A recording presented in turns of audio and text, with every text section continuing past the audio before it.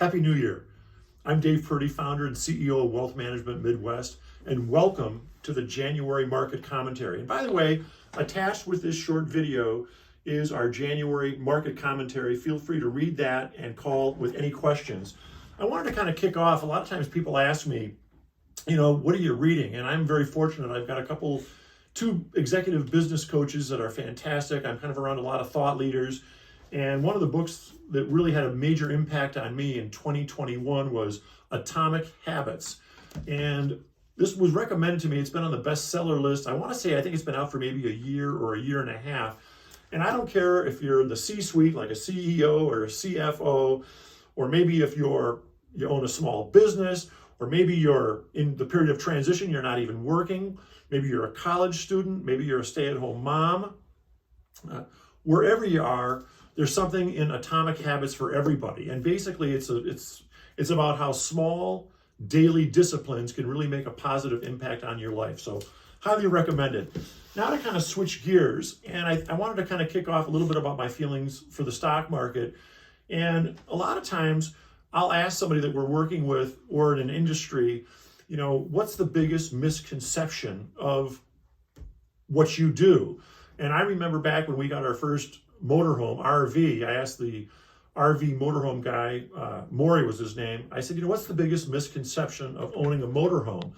And he said, Dave, hands down, it's the price of gas. People always think about an RV and the gas mileage. And he said, if you take the cost of the RV, and then you've got to get it ready in the spring, put it away in the fall, you've got to store it, and then it's like a house moving down the road, something's always falling apart.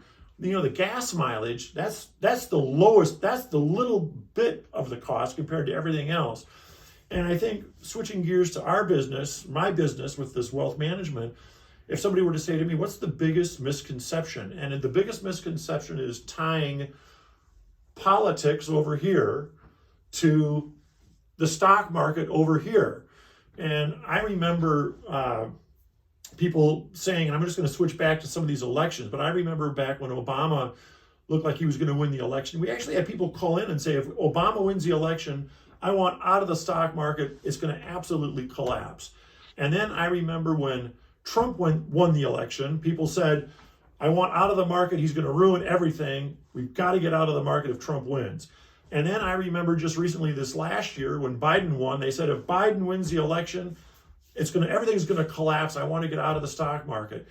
And looking back in 2021, did you know that the stock market in 2021 had 70 new highs?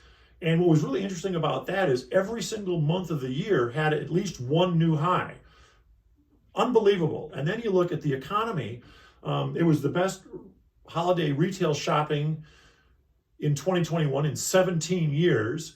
The growth of the economy, the fastest growth in 40 years. And then you look at companies buying back stock.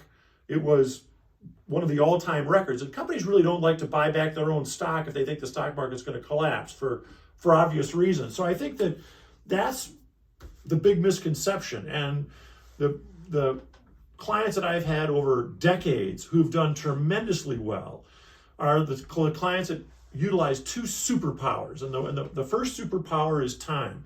They've got time. They don't need the money right away. They've got time. The second superpower is patience.